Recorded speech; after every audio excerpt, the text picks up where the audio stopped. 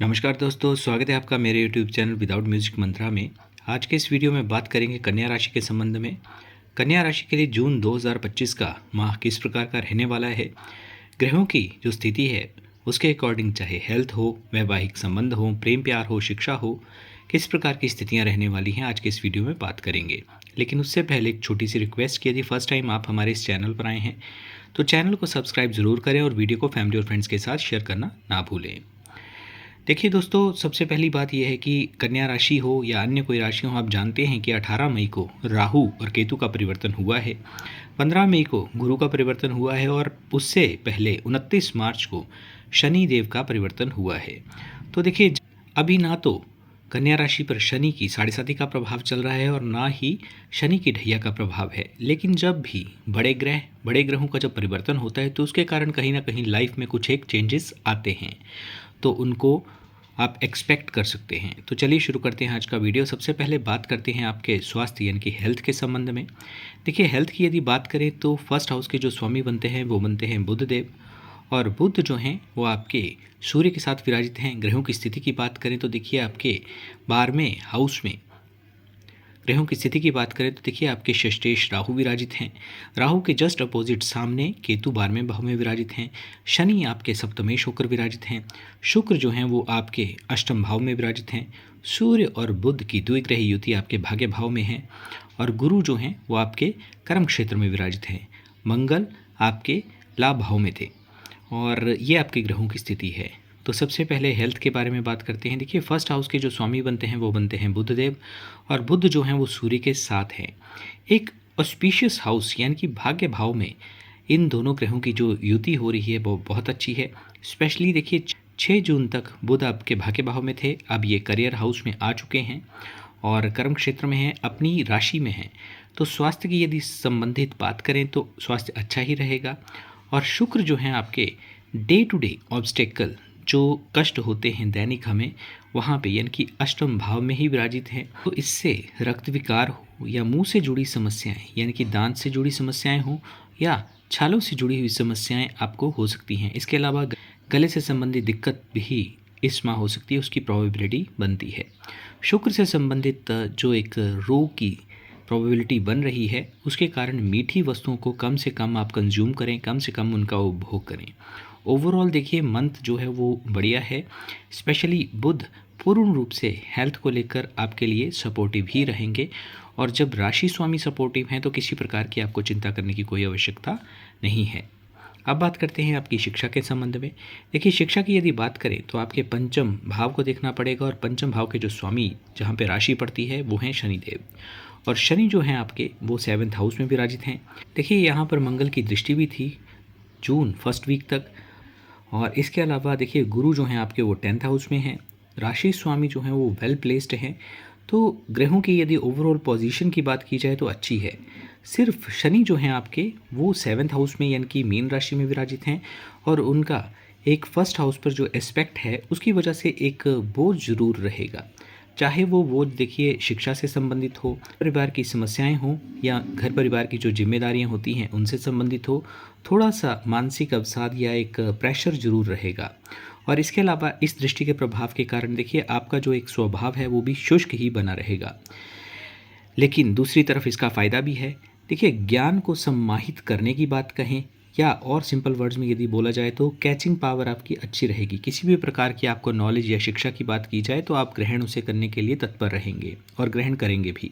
सूर्य आपके त्रिकोण में है और 15 जून के पश्चात आपके कर्म क्षेत्र में आ जाएंगे, तो अच्छी स्थिति है। स्कूल हो, कॉलेज हो, या अन्य स्पेशली कोई गवर्नमेंट से रिलेटेड यदि आपका कोई एग्ज़ाम हो और वो भी 15 जून के पश्चात होता है, तो विशेष आपके लिए जो ग्रहों की स्थितियां हैं वो सपोर्टिव ही रहेंगी। ओवरऑल आपके लिए पढ़ाई अच्छी है। बस जो मेन बात है वो शनि की जो दृष्टि है उसके कारण स्वभाव में थोड़ी सी एक रूखापन, शुष्कता जरूर रहेगी, और साथ में शनि के मूल गुण जो आलसपूर्ण व्यवहार भी रहेगा, तो उससे आपने प्रभावित नहीं होना है और इन संबंधित बातों का ध्यान रखना है। अब बात करते हैं प्रेम प्यार की। देखिए, लव रिलेशंस की यदि बात करें तो अगेन हमें 5th हाउस ही देखना पड़ेगा, और वहाँ के स्वामी जैसे मैंने पहले बताया कि शनिदेव बनते हैं। तो जिनके भी साथ आप कंसर्न में हैं यानी कि प्रेम संबंध में जिनके साथ हैं, उन्हीं के कारण कहीं ना कहीं टेंशन आपको रहेगी, बोझ रहेगा, और उनकी एक मूल जो आपने एक्सपेक्ट नहीं की होगी, उनकी नेचर में आपको मूड स्विंग्स होते हुए दिखेंगे। या आप यूँ कहेंगी आप तो कुछ और एक्सपेक्ट कर रहे थे, लेकिन वो आपकी एक्सपेक्टेशन पर पूरे नहीं उतरे। आपकी जो एक एक्सपेक्टेशन है वो फुलफ़िल नहीं होती हुई दिखेगी। तो इसी वजह से आप में एक क्रोध की अधिकायत हो सकती है। तो इस बात का आप विशेष ध्यान रखें, क्योंकि यदि पहले से हमें पता चल जाता है तो संबंधित बात का हम ध्यान रख सकते हैं।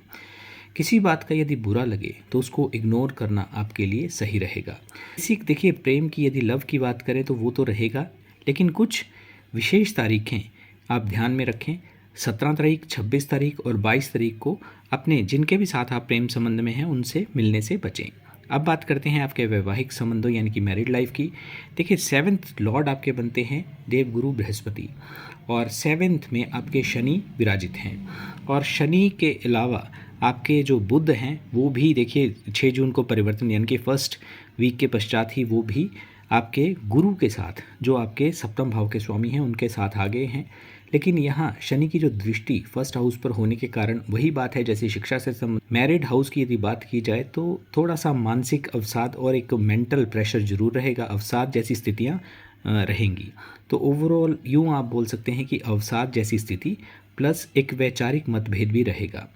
यानी कि किसी भी कार्य को आप करेंगे तो जो आपके जीवन साथी हैं उनके साथ एक डिफरेंस ऑफ ओपिनियन ज़रूर बनेगा, लेकिन इसे नॉर्मल लीजिएगा, बहुत ज़्यादा इससे प्रभावित होने की आवश्यकता नहीं है।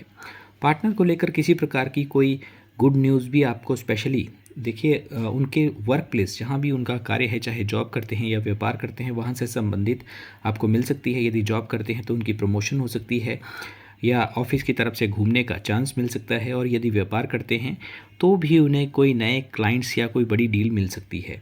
कुल मिलाकर 65 से 70% तक आपका जो वैवाहिक जीवन है वो अच्छा ही रहेगा। बात करते हैं सबसे मुख्य विषय यानी कि भाग्य की, करियर की, जॉब और व्यापार धंधे की।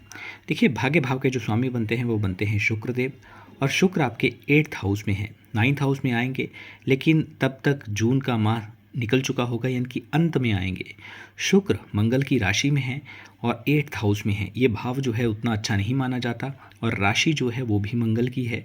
तो शुक्र की स्थिति जो है वो कमज़ोर है, अच्छी नहीं है। स्पेशली 19 जून से पहले किसी भी नए, यदि आप कोई स्टार्टअप अगर वेट करना चाहते हैं तो अच्छी बात है, अदरवाइज़ किसी भी नए स्टार्टअप या कोई जॉब के लिए आप अप्लाई कर रहे हैं या कोई जॉब में स्विच करना चाह रहे हैं तब भी स्थिति शुभ नहीं है। लेकिन 19 जून के पश्चात, 19 जून तक आपको होल्ड करना है। उसके पश्चात आप किसी भी कार्य को कर सकते हैं, चाहे मांगलिक कार्य हो, हवन पाठ पूजा, या किसी स्टार्टअप को शुरुआत करना चाहते हैं तब भी आपके लिए सही है। करियर की यदि बात करें तो देखिए, कर्म क्षेत्र के स्वामी बनते हैं बुध, जो अभी गुरु के साथ यानी कि बृहस्पति के साथ आ गए हैं 10th हाउस में। गुरु के साथ हैं ज़रूर, एक वैचारिक मतभेद ज़रूर होता है, लेकिन अपने घर में भी है, ये हमें भूलना नहीं है। जब भी किसी अच्छे भाव में ग्रह हों तो अच्छा करने का अधिकायत प्रयास करते हैं। यहाँ पर देखिए, अपने ही घर में होने के कारण एक पंच महापुरुष योग का निर्माण भी कर रहे हैं। तो संबंधित जातक हों, जातिका हों, उनका एक जो कम्युनिकेशन होता है वो बहुत ही अच्छा रहता है, प्रफुल्लित करता है, उस चीज़ को एक्सपैंड करता है। और चाहे जॉब की बात करें उसमें भी ग्रोथ के चांसेस बनते हैं। कैसी भी जॉब हो, स्पेशली वाणी का यदि प्रयोग होता हो तो बहुत ही अच्छा है। मार्केटिंग हो गई, सेल्स हो गई, यानी कि कम्युनिकेशन का जहाँ पर प्रयोग ज़्यादा होता हो, इसके अलावा मीडिया का सेक्टर हो गया, तो इन फील्ड्स में बहुत ही अच्छा रहेगा। बुध का कर्म भाव में आना अच्छा योग है।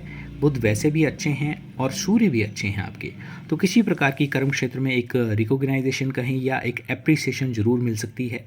रिस्पॉन्सिबिलिटी भी मिलेगी और उसको बाखूबी पूरा भी करेंगे।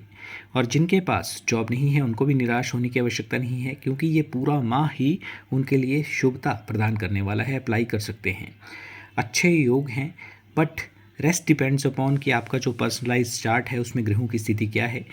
यदि ऐसे ही मेल खाते हुए ग्रहों के साथ आपके ग्रह भी बैठे हों जो आपका एक पर्सनलाइज चार्ट है, तब तो स्थिति शुभ है।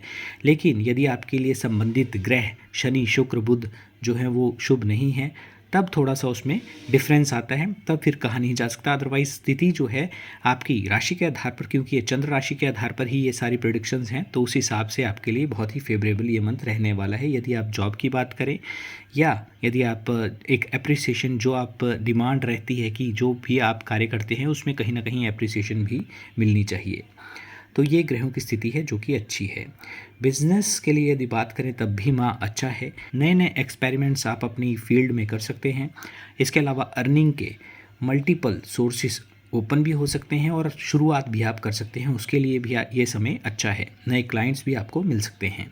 ये माह आपके लिए और भी शुभ रहे, इसके लिए क्या उपाय कर सकते हैं? देखिए, सबसे पहले शुक्र जो वीक हैं उनको बल देना आवश्यक है। तो शुक्र के बीज मंत्र ओम द्राम द्रीम द्रोम से शुक्राय नमः, इस मंत्र का 1 3 5 7 9 11 की संख्या में आप जाप कर सकते हैं। हरी दूर्बा गणपति जी के मंदिर में जाकर उन पर चढ़ाना, या घर के मंदिर में गणपति जी की पूजा करते हुए यदि आप चढ़ाते हैं, साथ में गणपति अथर्वशीर्ष का पाठ करते हैं, तो भी आपके लिए शुभता प्रदान करने वाला होगा।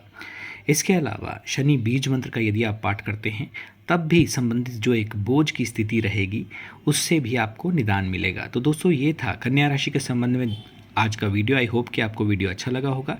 चैनल को सब्सक्राइब करें और वीडियो को फैमिली और फ्रेंड्स के साथ शेयर करना ना भूलें। वीडियो देखने के लिए आपका बहुत बहुत आभार, बहुत बहुत धन्यवाद।